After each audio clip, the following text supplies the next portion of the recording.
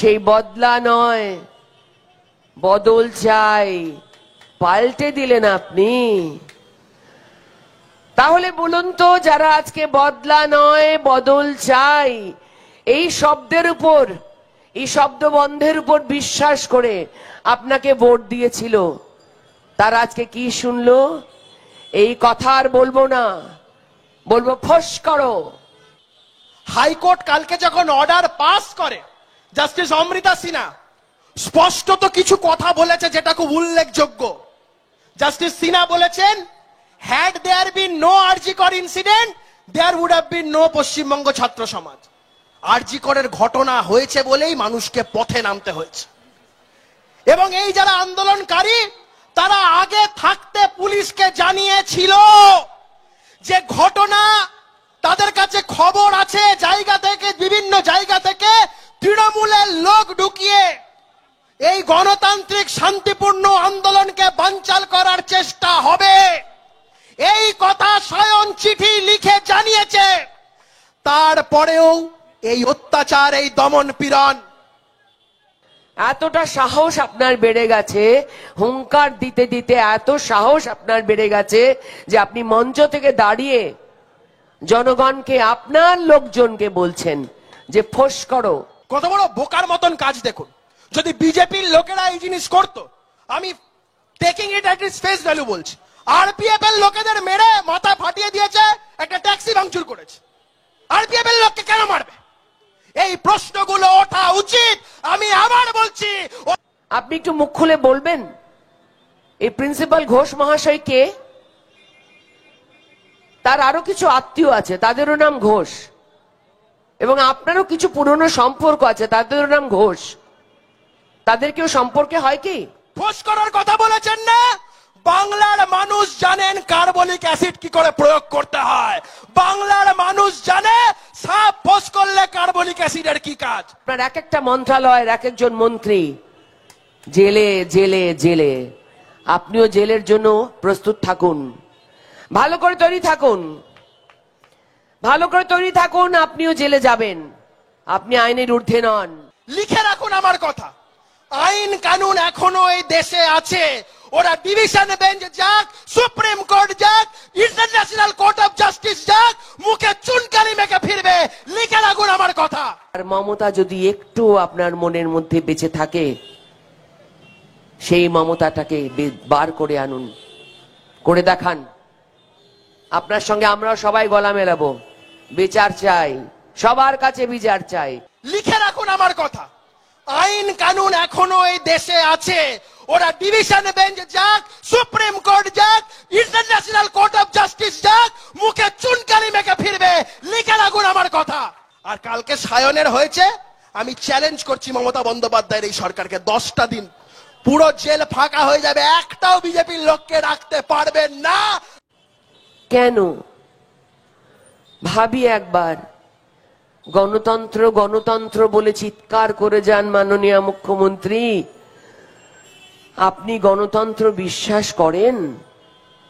আপনি নিজে আজ দুদিন আগে নিজের মঞ্চ থেকে বললেন, নিজের তৈরি করা এত বড় একটা স্লোগান যা তিনি বলে মানুষকে উদ্বুদ্ধ করেছিলেন, যে কথা শুনে মানুষ তার সঙ্গে এগিয়ে গেছিল, নানান পার্টি থেকে মানুষ এগিয়ে গেছিল এবং সাহায্য করেছিল ওকে। সেই বদলা নয়, বদল চাই, পাল্টে দিলেন আপনি। তাহলে বলুন তো, যারা আজকে বদলা নয় বদল চাই এই শব্দের উপর, এই শব্দ বন্ধের উপর বিশ্বাস করে আপনাকে ভোট দিয়েছিল, তারা আজকে কি শুনলো? এই কথা আর বলবো না, বলবো ফোঁস করো, ফোঁস করো। আপনার ফোঁস আমরা বহুবার দেখেছি, বহু বাচ্চা বাচ্চা ছেলে মেয়েদের ফোঁস করেছেন আপনাদের ছেলেমেয়েরা, বহু বহু। আমার 8-10 বছরের মাত্র রাজনৈতিক অভিজ্ঞতা, তার মধ্যে আমি দেখেছি সবাই বিশ্বাস করেছিল আপনাকে। জানাই মাননীয় মুখ্যমন্ত্রী, আমার মা আপনাকে ভোট দিয়েছিল। আমার মা। আপনাকে আরেকবার মনে করিয়ে দিই, যখন নন্দীগ্রামে গেছিলেন, সব মিছিল টিছিল হচ্ছিল, আমি তখন বহু বছর ধরে বম্বেতে রোজগারের তাড়নায় কাজ করে বেড়াই। একদিন এসে শুনলাম যে আমার গাড়ির ড্রাইভার নাকি তাকে নিয়ে নন্দীগ্রাম গেছে। আলাম, ও আচ্ছা, বাড়িতে সবাই বলেছে, ভালো করেছো, গেছে। তাহলে বলুন, কত মানুষকে আপনি আজকে বীতশ্রদ্ধ করে তুলেছেন। মঞ্চ থেকে দাঁড়িয়ে সাহস করে, এতটা সাহস আপনার বেড়ে গেছে, হুঙ্কার দিতে দিতে এত সাহস আপনার বেড়ে গেছে যে আপনি মঞ্চ থেকে দাঁড়িয়ে জনগণকে, আপনার লোকজনকে বলছেন যে ফোঁস করো। হ্যাঁ, হুমকি। আপনার হুমকির জবাব আজ সাধারণ মানুষ দিচ্ছে। হুমকির জবাবে প্রতিদিন মানুষ রাস্তায় নামছে। গতকাল ডাক্তারদের অনেকে মিলে তাদের অ্যাসোসিয়েশনে একটা মিটিং এ বসে আমি সোশ্যাল মিডিয়া এবং টিভিতে দেখলাম যে তারা বলেছেন যে বাচ্চা স্টুডেন্টরা, মেডিকেল স্টুডেন্টরা আন্দোলনে বসে আছে, তাদের ওপর যদি কোনো অন্যায় অত্যাচার হয়, সমস্ত ডাক্তাররা একদম গণ রেজিগনেশন দেবেন। বুঝতে পারছেন মাননীয় মুখ্যমন্ত্রী, আপনার ধমকি, আপনার হুমকি, আপনার চমকানোর সময় এবার ফুরিয়েছে। একবার ভাবুন। এবার আসি আর.জি. কর মেডিকেল কলেজের ঘটনার একটু পুঙ্খানুপুঙ্খ কয়েকটা বিষয় বলতে। আমি জানি আপনারা অনেকেই টিভি দেখেন এবং কাজে কর্মের ফাঁকে ফাঁকেও আজকাল সোশ্যাল মিডিয়া এবং ডিজিটাল ইন্ডিয়ার দৌলতে আমরা নানা খবর নানা জায়গায় দেখতে দেখতে অনেক কিছু জানতে পেরে যাই। আচ্ছা বলুন তো, সাধারণভাবে প্রশ্ন করছি, আপনি বিচার চাইছেন সিবিআইয়ের কাছে 100 বার, আমরাও চাই, আমরাও বিচার চাই সিবিআইয়ের কাছে, তার সঙ্গে আমরা আপনার কাছেও বিচার চাই। কেন বিচার চাই? ঘটনার সেই মুহূর্তে পুরো একটা 12-14 ঘন্টার উপরে একটা প্রহসন করলেন আপনার প্রিয় মানুষগুলো, আপনার পছন্দ করে দেওয়া, আপনার ঘরের লোক। আপনি একটু মুখ খুলে বলবেন এই প্রিন্সিপাল ঘোষ মহাশয় কে? তার আরো কিছু আত্মীয় আছে, তাদেরও নাম ঘোষ, এবং আপনারও কিছু পুরনো সম্পর্ক আছে, তাদেরও নাম ঘোষ। তাদের কেউ সম্পর্কে হয় কি? হ্যাঁ, অনেক বছর আগে 2015 সালে দীপক বাবু এসেছিলেন, আমাকে বাড়ি বসে দিয়ে গেছিলেন ওনার সব কটা বই, যে বইগুলো পরে আপনি বন্ধ করে দিয়েছিলেন। এই রাজ্যে বইগুলো আপনি বন্ধ করে দিয়েছিলেন, বিক্রি বন্ধ করে দিয়েছিলেন, ব্যান করে দিয়েছিলেন। দীপক বাবুর বইয়ের সব কটা কালেকশন আমার বাড়িতে আছে। কি ভাঙতে আসবেন বাড়ি? হ্যাঁ, বাড়ি ভাঙচুর করতে আসবেন নাকি? আসতে পারেন। আমার লক্ষ লক্ষ বইয়ের মধ্যে খুঁজে বার করতে আপনার সিআইডি লোকেদের অন্তত 5-6 ঘন্টা লেগে যাবে। পারবেন না, বার করতে পারবেন না, অত সহজ নয়। ওনার প্রত্যেকটা বই আমার পড়া, তাই জানি আপনার কুকীর্তি সম্বন্ধে প্রতিটা জিনিস। কেন বলুন তো?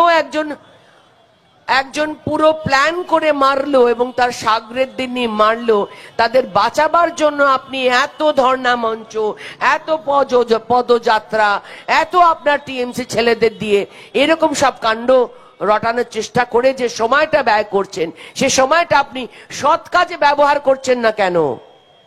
সে সময়টা আপনি সৎ কাজে ব্যবহার কি করে করবেন আপনাকে বলে দিচ্ছি। কারণ সৎ কাজে ব্যবহার করার সময় আপনি ভুলেও গেছেন, হারিয়েও ফেলেছেন। বহু বছরের অপকর্মের অভ্যেস, জানেন তো, মানুষ অভ্যেসের দাস। বহু বছরের অন্যায় অপকর্ম করার অভ্যেসে আপনি সেই অভ্যেসটাই মুখস্থ করে ফেলেছেন। একটা কাজ করুন, আপনার স্বাস্থ্য ভবনে গিয়ে বসুন, বসে বারে বারে বারে বারে এই ঘোষ মহাশয় প্রিন্সিপাল প্রাক্তন, তাকে নানান জায়গায় বদলি করেছিলেন, সব জায়গার লোকদের ডেকে মিটিং করুন, করে যত তথ্য পাবেন কালকের মধ্যে সিবিআইয়ের হাতে তুলে দিন এবং জনসমক্ষে মানুষের কাছে প্রেস কনফারেন্স করে বলে দিন ওই ডাক্তার হওয়ার স্বপ্ন দেখার যে মেয়েটি, যাকে আপনারই হাসপাতালে 36 ঘন্টা ডিউটি করার পর তাকে এইভাবে নৃশংসভাবে মারা হলো, তার ল্যাপটপটা পাশে গুছিয়ে রাখলো কোন মানুষটা? সে কি বন্ধুরূপী শত্রু, না সে কে?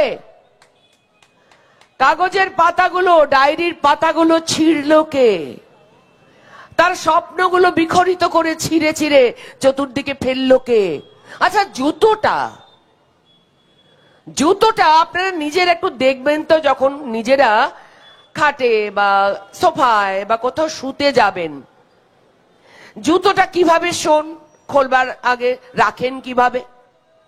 আপনি এদিকে, এই যদি আমার পেছনে খাট থাকে তো আমি খাটের পাশে গিয়ে জুতোটা এই মুখ করে খুলবো, খুলে তারপর আমি শোবো, তাই তো? জুতোর ছবি যে টিভিতে আছে সেই টিভিতে দেখুন, জুতোটা উল্টো করে সাজানো আছে, ভুলে গেছে সাজাতে গিয়ে, গুলিয়ে ফেলেছে, কারণ যে সাজাচ্ছে সে তার মতো করে সাজাচ্ছে। একটি মহিলার দেহে এত ফ্লুইড পাওয়া যায়, তার নিম্বাঙ্গে এত ফ্লুইড পাওয়া যায়, কাদের, কিসের? এত তাড়া আপনার, পুড়িয়ে দিলেন তাকে, প্রমাণ রাখলেন না। কি অপরাধ করেছিল সে মেয়েটা? আজ এই মেয়েটাই আপনি বললেন মঞ্চ থেকে দাঁড়িয়ে, বটে কত মিথ্যকের মতন কথা বলেন, সরি আমার ল্যাঙ্গুয়েজ খারাপ লাগছে আপনার শুনতে, সত্যি। আপনি বলছেন ডাক্তার চান, আরো ডাক্তার বানাতে চান, একটা ডাক্তারকে মেরে দিলেন। কদিন আগেই, কয়েক বছর আগের ঘটনা, একজন ডাক্তারবাবুর চিকিৎসায় কোনো না কোনো সময় কিছু ভুল হয়েছিল, বা হাসপাতাল পরিকাঠামোর জন্য কিছু ভুল হয়েছিল, তার জন্য বাইরে কিছু লোক এসে ডাক্তারবাবুকে মেরে পিটিয়ে আধমরা করে দিয়েছে। সেই ডাক্তারবাবু খোঁজ নিতে গেছেন, মাননীয় মুখ্যমন্ত্রী গেছেন, জানেন তার অবস্থা এখন কেমন? জানেন না? আমি জানি। আপনি বরং একটা কাজ করুন, এই যে ডাক্তাররা টাকা দিয়েছে ডাক্তারি পাশ করার জন্য, তাদেরকে মেলে ধরুন মানুষের সামনে যে এরা টাকা দিয়েছে, কে কে কিভাবে প্রেসারাইজ করেছে সেটা বার করুন। সে যদি আবার পরীক্ষা দিয়ে ভালো করতে পারে, তাকে তার টাকাটা ফিরিয়ে দেওয়ার বন্দোবস্ত করুন। কোটি কোটি টাকা একটা প্রিন্সিপাল তার বাড়িতে লুকোতে পারে না। আপনার এক একটা মন্ত্রণালয়ের এক একজন মন্ত্রী জেলে জেলে জেলে, আপনিও জেলের জন্য প্রস্তুত থাকুন, ভালো করে তৈরি থাকুন, আপনিও জেলে যাবেন। আপনি আইনের ঊর্ধ্বে নন। স্বাস্থ্য মন্ত্রক, হোম মিনিস্ট্রি, সবগুলো আপনার হাতে, সবগুলোতেই আপনি ফেইলিয়ার, 100% ফেইলিয়ার। তাহলে তার উপরে এত বড় বড় বাক্যি নিয়ে আপনি মঞ্চ গড়ে আপনার ছেলেদের হাততালি কুড়োচ্ছেন। এই আপনার ছেলেদের মধ্যে যে ছেলেগুলো এই ধরনের কর্মকাণ্ডে লিপ্ত থাকে, আপনি তাদের হাততালিতে আনন্দ পান? আপনি মা, আপনি মানুষ, আপনি বলেন আপনি এত মানুষের মা, আপনি মা, আপনার চোখে জল আসে না? আপনি রাতে কাঁদেন না আমাদের মতো সাধারণ মানুষদের মায়েদের মতো? আপনি রাতে কাঁদেন না?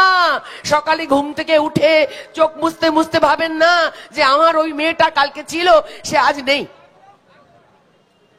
আর পশ্চিমবঙ্গের মানুষ আর রাজনীতির লোকেদের তো অদ্ভুত একটা কি যেন একটা নিয়ম আছে, তাদের নাকি ইমোশনাল হতে নেই। ভাই, ইমোশনাল মানুষদের বেশি বিশ্বাস করবেন, তাদের ইমোশনটা কোনো বেশি বেঁচে আছে, তারা এখনো রাজনীতি করতে করতে পাষণ্ড হয়ে যায়নি, বুঝলেন? পাষণ্ড হয়ে যায়নি আপনার মতন। আপনার চোখে জল আসা দরকার, দেখতে চাই একদিন। সাহস থাকে একদিন প্রেস কনফারেন্স করে কাঁদুন, কাঁদুন, অন্তত ওই ডাক্তার মেয়েটি, পিজিটি মেয়েটার জন্য কাঁদুন। অনেক তো নাটক করেছেন আপনি, এটুকু না নাটকই করুন। আপনি তো পা ভেঙে নাটক করেছিলেন 21 সালে ইলেকশনের আগে, তার পা ব্যান্ডেজ যে পরিবারটা বেঁধেছে, যে লোকগুলো বেঁধেছে, এরা তারা সবাই জানি, সবাই জানি, এবার সবাই জেনে গেছে পার্থক্য কি। এবার সবাই মুখ খুলছে। জেনেছিলাম আমরা অনেকেই অনেক কিছু অনেক বছর ধরে, এবার মুখ খুলছে। মানুষের মুখ বন্ধ করার চেষ্টা করে কোনো লাভ নেই। মাননীয় মুখ্যমন্ত্রী যদি এখনো সসম্মানে, যেটুকু সম্মান আপনার জন্য মানুষের মধ্যে এখনো বেঁচে আছে, আপনি অনেক লড়াই করেছেন তো তার কিছু সম্মান বেঁচে আছে, সেই সম্মানের খাতিরে আপনি আরজি করের সমস্ত ঘুণ ধরা পোকাগুলোকে মানুষের সামনে নিয়ে আসুন কলার ধরে। আপনাকে এখনো মানুষ বাঁচিয়ে দেবে, বিশ্বাস করুন। আমি বিরোধী দলের একজন মানুষ হয়ে আজও আমার পশ্চিমবঙ্গের মুখ্যমন্ত্রীর বাকি সম্মানটুকু ফেরত চাই। কারণ পশ্চিমবঙ্গ আপনার একার নয় মাননীয়া। পশ্চিমবঙ্গ নিয়ে যখন সারা দেশ, সারা বিশ্ব উদ্বেলিত হয়ে যায়, তখনও আমার কষ্ট হয়, তখনও আমার আঘাত লাগে। আমি আপনার বিরোধিতা করি রাজনৈতিক ভাবে, মানুষে মানুষে কোনো বিরোধিতা নেই মাননীয়া। মানুষে মানুষে কোনো বিরোধিতা নেই, থাকার কথা নয়, থাকার কথা নয়। তাই আপনাকে লাস্ট একটা সুযোগ দেওয়ার বুদ্ধি দিয়ে গেলাম এখান থেকে। আমরা সবাই চাই যে আপনি দেখেছি একটু সাহস দেখান, শেষ মুহূর্তে সাহস, শেষ মুহূর্তে সাহস দেখান। আপনার আরজি করে ঘুণ ধরা পোকাগুলোকে কলার ধরে বার করে নিয়ে আসুন। বুকের পাটা থাকলে আর মমতা যদি একটু আপনার মনের মধ্যে বেঁচে থাকে, সেই মমতাটাকে বার করে আনুন, করে দেখান। আপনার সঙ্গে আমরা সবাই গলা মেলাবো। বিচার চাই, সবার কাছে বিচার চাই, পুলিশের কাছে বিচার চাই, সিবিআইয়ের কাছে বিচার চাই, যে যে অন্যায় করেছে, যারা যারা অন্যায় করেছে, সবার কাছে বিচার চাই। এই রাজ্য কেন, সারা ভারতবর্ষ জুড়ে যেখানে যা অন্যায় হচ্ছে মহিলাদের উপরে, সবার উপর বিচার চাই, বিচার চাই, বিচার চাই। সব নির্যাতিতার পাশে দাঁড়াতে চাই, সবার জন্য বিচার চাই। আমরা সবাই 27 তারিখে এই রাজ্য জুড়ে, রাজ্যের বিভিন্ন কোণ থেকে মানুষজন এসেছে, কলকাতার রাজপথে তারা হেঁটেছে। প্রত্যেক কটা মানুষের একটাই দাবি ছিল, দফা 1 দাবি 1, মমতার পদত্যাগ। একটা স্বতঃস্ফূর্ত মিছিল, একটা গণতান্ত্রিক মিছিল। এবং আমার মনে আছে একজন আইনজীবী হিসাবে এই মিছিলটা করার আগে সায়ন আমার সাথে যোগাযোগ করেছিল অ্যাজ অ্যান আইনজীবী হিসাবে। আমাকে সায়ন যেটা জিজ্ঞেস করেছিল যে দাদা, আমাদের কাছে পুলিশ একটা নোটিশ দিয়েছে, নোটিশ দিয়ে আমাদের কাছে জানতে চেয়েছে কারা কারা অর্গানাইজ করছি, কি করছি, কিভাবে করব না করব, কিন্তু আমাদের তো এটা কোনো রেজিস্টার্ড অর্গানাইজেশন নয়। তো আমাদের কাছে সার্বিকভাবে এই পুঙ্খানুপুঙ্খ তথ্যগুলো আমাদের কাছে হওয়া সম্ভব নয়। এই কলটা একটা স্বতঃস্ফূর্ত কল। আমরা কিছু ছেলেমেয়েরা আমরা মনে করেছিলাম এরকম একটা ডাক দেওয়া উচিত বলে আমরা ডাকটা দিয়েছি। এবং ডাকটা দেওয়ার সাথে সাথেই দেখলাম স্বতঃস্ফূর্তভাবে সারা রাজ্য জুড়ে, দেশ জুড়ে বহু মানুষের সমর্থনে লেখালেখি শুরু করলেন। সায়নের বক্তব্য ছিল যে আমরা এই ডাকটা দিয়েছি, আমরা জানিও না 5টা লোক হবে না, 50টা লোক হবে না, 50,000 হবে, কেউ আমরা জানি না। যেটা হবে সেটা সেই দিনকে রাস্তায় আমরা বুঝতে পারবো। তখন আমি সায়নকে বললাম, তোমার এই কথাগুলো যেটা আমাকে বলছো, এই কথাটাই তুমি লিখিত আকারে পুলিশকে জানিয়ে দাও। গতকাল যখন হাইকোর্টে মামলা হয়েছে, আপনারা দেখবেন এই অর্ডারটায় দেখবেন সেখানে স্পষ্টত একটা জিনিস লেখা আছে। এবং সায়ন আমাকে একটা কথা বলছিল যে দাদা, এরকম খবর পাচ্ছি যে তৃণমূল বিভিন্ন জায়গা থেকে লোক এনে ঢুকিয়ে মিছিলটাকে বানচাল করার চেষ্টা করবে, এমন একটা ভয়ঙ্কর সিচুয়েশন তৈরি করার চেষ্টা করবে যাতে এই আন্দোলনটা বানচাল হয়। এই আরজি করের এই আন্দোলনটা সম্পূর্ণভাবে বানচাল হয়। এবং সায়ন এই কথাটা চিঠিটাতে লিখেছিল, খুব ইম্পর্টেন্ট, আমি আপনাদের বলছি। হাইকোর্ট কালকে যখন অর্ডার পাস করে, জাস্টিস অমৃতা সিনহা স্পষ্টত কিছু কথা বলেছে যেটা খুব উল্লেখযোগ্য। জাস্টিস সিনহা বলেছেন, had there been no RG Kar incident, there would have been no Paschimbanga Chhatra Samaj. আরজি করের ঘটনা হয়েছে বলেই মানুষকে পথে নামতে হয়েছে। এবং এই যারা আন্দোলনকারী, তারা আগে থাকতে পুলিশকে জানিয়েছিল যে ঘটনা, তাদের কাছে খবর আছে, জায়গা থেকে, বিভিন্ন জায়গা থেকে তৃণমূলের লোক ঢুকিয়ে এই গণতান্ত্রিক শান্তিপূর্ণ আন্দোলনকে বানচাল করার চেষ্টা হবে। এই কথা স্বয়ং চিঠি লিখে জানিয়েছে। তারপরেও এই অত্যাচার, এই দমন পীড়ন, হাইকোর্ট অর্ডারে স্পষ্ট করে বলেছে, পুলিশের কাছে যখন আগে ভাগে খবর ছিল, পুলিশ তো রেগুলেটরি পাওয়ার এক্সারসাইজ করতে পারত। পুলিশ তো সেই খবর পাওয়ার পরে এই ধরনের কোন ঘটনা যাতে না ঘটে সেই ক্ষেত্রে প্রিভেন্টিভ মেজার নিতে পারত। পুলিশ সেগুলো কিছু করেনি। আমি আপনাদের মঞ্চ থেকে দাঁড়িয়ে বলে যেতে চাই, ওই মহিলা, আমি ভদ্র মহিলা বলবো না, রানীও বলবো না, ওই ডাইনি এই রাজ্যের যিনি ফোঁস করতে বলেছেন, তিনি আর তার ভাইপো এই সমস্ত গুন্ডা মস্তানদের ওই মিছিলে ঢুকিয়ে সমস্ত অশান্তি পাকিয়েছে। তারা, এরা গুন্ডা মস্তান যারা আন্দোলন করতে গেছিল সেদিনকে। এই সাধারণ বাড়ির ছেলেমেয়েরা, রাজনৈতিক ভাবে এর কোনো প্রেক্ষাপট নেই, কোন রাজনৈতিক দলের ডাকা না, একটা সাধারণ পশ্চিমবঙ্গের বেশ কিছু ছাত্র যুবরা এটা ডাক দিলেন। সেই ডাকে সাড়া দিয়ে সমস্ত বয়স, সমস্ত জাত ধর্মের মানুষজন সমস্ত কিছু উপেক্ষা করে মিছিলে যোগদান দিলেন। তাদের কাছে না আছে লাঠি, না আছে সোটা, না আছে বোম, না আছে পিস্তল। সেই গণতান্ত্রিক আন্দোলনের উপর কত বড় বোকার মতন কাজ দেখুন। যদি বিজেপির লোকেরা এই জিনিস করতো, আমি taking it at it's face value বলছি, আরপিএফ এর লোকেদের মেরে মাথা ফাটিয়ে দিয়েছে, একটা ট্যাক্সি ভাঙচুর করেছে, আরপিএফ এর লোককে কেন মারবে? এই প্রশ্নগুলো ওঠা উচিত। আমি আবার বলছি, ওই ডাইনির চক্রান্ত এই আন্দোলনকে ধ্বংস করার জন্য। আমার এই কথা নিয়ে যদি কারোর আপত্তি থেকে থাকে, আমার তাতে কাঁচকলা। আমি আবারও বলছি, এই আন্দোলন সম্পূর্ণভাবে বানচাল করার জন্য এই হিংসাত্মক ঘটনাগুলো ঘটানো হয়েছে। জায়গায় জায়গায় পুলিশকে মারা হয়েছে, আরপিএফ কে মারা হয়েছে এই আন্দোলনকে কালিমালিপ্ত করার জন্য। আর জায়গা জায়গা থেকে আমাদের কর্মী সমর্থকদের বাড়ি থেকে তুলে আনা হচ্ছে। একজন এমন তুলে এনেছেন যার 4 দিন আগে বিয়ে হয়েছে, এমন লোকজনকে তুলে এনেছেন যাদের বাড়ির বাবা মা মৃত্যুশয্যায় আছে, এমন লোকজনকে বাড়ি থেকে তুলে এনেছেন যাদের বাড়ি ভ্যান চালায়, রিক্সা চালায়, রোজগার করার রাস্তাটুকুন পর্যন্ত তাদের কাছে নেই। কিন্তু এই ঘটনাগুলো আমাদেরকে আরো মজবুত করছে। উনি ফোঁস করার কথা বলেছেন না, ফোঁস করার কথা বলেছেন না।